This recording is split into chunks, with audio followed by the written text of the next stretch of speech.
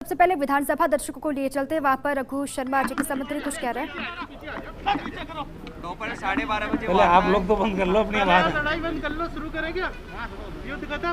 चलो ये विधानसभा के बाहर की तस्वीरें 2 आपके दिन सामने। पहले कर्नल किरोड़ी सिंह बैंसला जी से मेरी बात हुई थी, तो माननीय बीडी कल्ला साहब, मेरे खुद के और अशोक चांदना जी की कमेटी जो बनी हुई है गुर्जर आरक्षण आंदोलन के मामले में, क्योंकि कल्ला साहब बीमार थे तो मैंने और अशोक चांदना जी ने मीटिंग की और गुर्जर समाज की जो प्रमुख मांगें थी उनमें से 3 मांगों पे हमने फैसला लिया।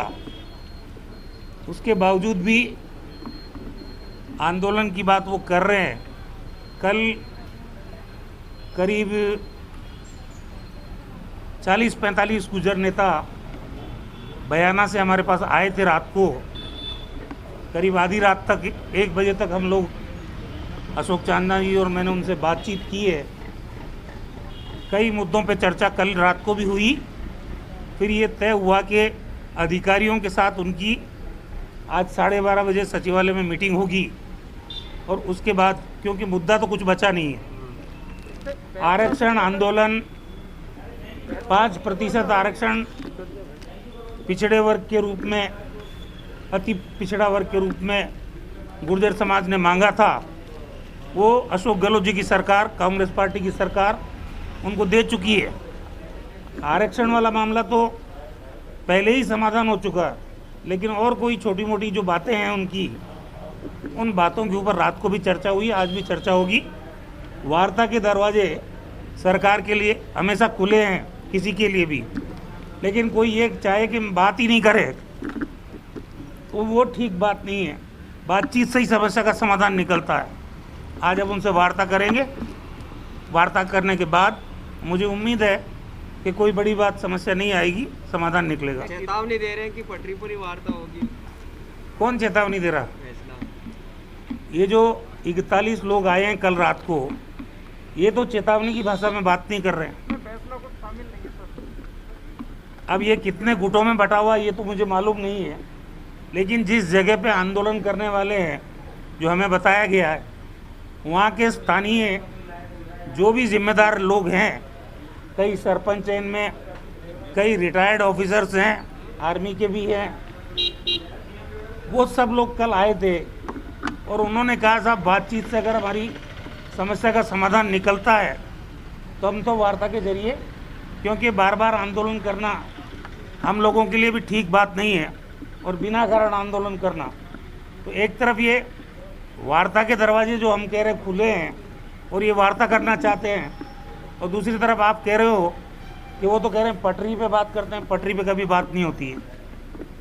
सर, क्या सरकार की किरोड़ी बैंसला या उनके संघ से कोई बातचीत चल रही है, कोई कम्युनिकेशन? मेरी खुद की बात हुई, मैंने आपको भी बताया कि किरोड़ी बैंसला जी से मैंने फ़ोन पे बात की थी 2 दिन पहले, जब हमने 3 प्रमुख मांगों पे फैसला लिया। उन्होंने कहा कि आप जो फैसला कर सकते हो आप फैसला कर दो। हमने 3 प्रमुख मांगों पे फैसला कर दिया जो समाज के हक में है। उसके बावजूद अगर कोई जिद पे है, हम तो फिर भी कह रहे हैं कि आंदोलन के लिए आंदोलन करना कतई उचित नहीं है और समाज के अन्य तबकों को किसी प्रकार की असुविधा नहीं होनी चाहिए, कानून और व्यवस्था हाथ में नहीं ली जानी चाहिए। कांग्रेस पार्टी की सरकार ने, हमारे लोकप्रिय मुख्यमंत्री अशोक गहलोत जी ने जितनी बार भी आंदोलन करने की बातें हुई है, हमेशा बातचीत के माध्यम से समस्या का समाधान खोजने की कोशिश की है। गोली चलाने की बात तो छोड़िए, एक लाठी भी नहीं चली है कहीं पे भी, और शांतिपूर्वक समस्या का समाधान हमारी सरकार करती आई है। इस बार भी हमारा साफ मन है कि बातचीत के जरिए अगर उनके मन में कोई इश्यूज बाकी हैं आएँ और वार्ता करें, लेकिन ये भाषा कि पटरी पे आके बात करो, हम बात नहीं करेंगे, मुझे लगता नहीं है कि लोकतंत्र में इस तरह की चीज़ों का कोई स्थान है। लॉ एंड ऑर्डर को लेकर सरकार की तैयारी है? पूरी तैयारी है। देखिए, कानून किसी को हाथ में नहीं लेने दिया जाएगा। सरकार आम जनता की सुरक्षा के लिए बनती है। कानून और व्यवस्था चाक चौबंद रहेगी।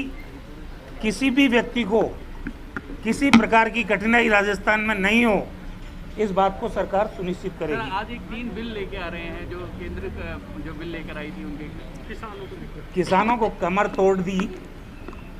आप बहुमत के आधार पे जिस तरह के फैसले ले रहे हो, पूंजीपति मतलब जिसमें एमएसपी का जिक्र नहीं है, पूंजीपतियों के लिए दरवाजे खोल रहे हो। हमारा प्रोटेस्ट तो हम दर्ज कराएंगे ही कराएंगे। ये विधानसभा है, पंजाब विधान